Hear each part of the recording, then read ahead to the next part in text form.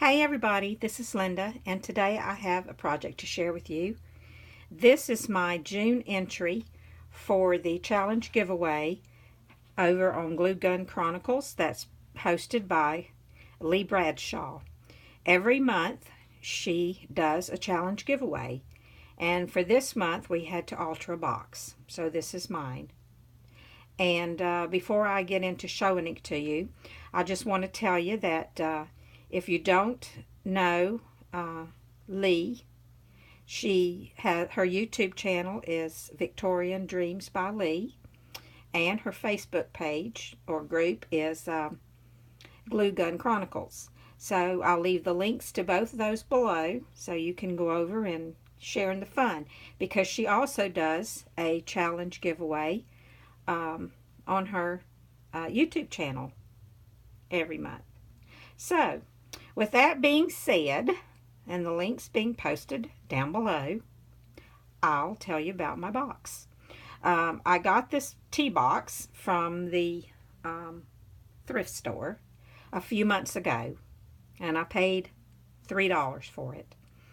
And I've wanted to alter it, but just hadn't gotten around to it, so this seemed like the perfect time since I had to alter a box anyway. So I'll start off on the top and tell you what I did. The box was originally a dark brown color, and I painted it with chalk paint in the color sheepskin. And the paint went on very well. I did not have to sand it or anything. I just put the paint on it and it just came out beautifully. I love the chalk paint. It makes it so much easier to paint things. You don't have to gesso it first or anything. You just put the paint on. So anyway, I did that. Then I used this flat lace all around the edge here, and I mitered the corners rather than fold them over. I mitered them so they'd be flush. I didn't want the fold to be there, even though you only see one corner, but that's okay. I didn't know that when I did it. And then I used this flowered trim came from a blouse that I got from the thrift store that I had cut apart. And so I just laid it down, positioned it where I wanted it, trimmed it around, and glued it down. And then I used some flat back pearls in the centers of all the flowers, and I used different sizes depending on the size of the flower. So that takes care of the top. And then for the sides, I used this very tiny gathered trim, and I did that all the way around the box. And then I put some flat back pearl trim all around that. And then I used some flat lace, and I went all the way around the box, and you can see that. I'm trying to keep from blinding you with the glare. So anyway, after I put that down, then on these two edges, this side and this other side, I used this little, some kind of a braided trim, I guess. I don't really know what you call it. I think it came from Hobby Lobby. Pretty sure it did. Okay, and I didn't put any in the front here where the drawer is, because it does have a drawer, but I couldn't put any here. If I did, I couldn't get the drawer open because it's a pretty snug fit, and I don't have anything in it. I took the knob off that was on here because I didn't like it, and I just used a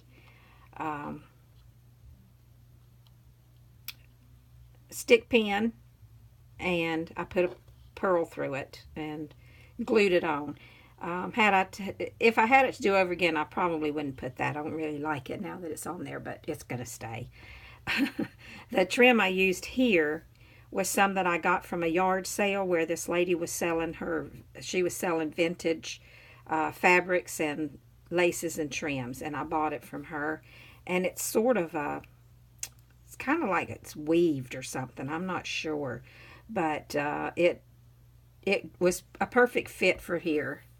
So I used it and I think it turned out nice. I'm happy with it. Okay, now on the inside, and I'm going to start up here on the top. Sorry about that. I'm trying to look to make sure that I'm keeping the glare off of it. I used some white braided, or some kind of trim. I don't know if you call it braided or not, but I used this little trim here around this. I couldn't put anything here because it wouldn't close if I did. I tried just, just tacking it there, and it wouldn't close, so I left that alone, as I did this piece here too, for the same reason. If I put any trim on that, it wouldn't close. I like the way the flowers show through the back here, where how you can see the flowers. And I didn't glue it down except for a little dot there and a little dot right there, just enough to keep the flowers from flopping around. And I think that's good, and I like it. So let me turn it around now, and there's really not that much left to tell.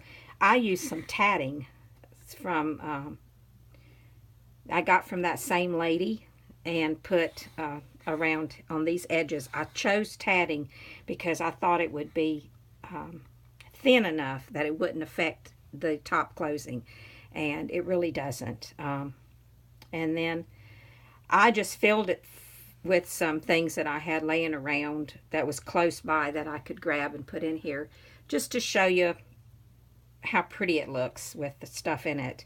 And I didn't put any paper or anything in the bottom of it. I just left it. I just painted it and left it that way. And I really don't know what I'll end up actually storing in this, or if I might end up gifting it to someone at some point. But for right now, it's going to stay here in my craft room. And I don't know, I may not even take this stuff out. I might just leave it in. I think it looks pretty. So anyway, that is it. That's my project. And let me pull this back a little, then that gets the glare off. So I thank you so much for stopping by. Hope everybody's been doing well. And I hope you have a really nice weekend, because this is Friday. And I'll talk to you guys later. Thanks for stopping by.